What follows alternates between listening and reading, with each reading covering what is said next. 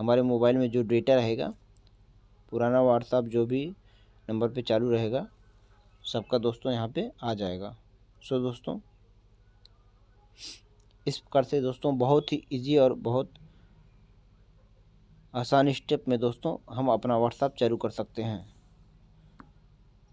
सो दोस्तों,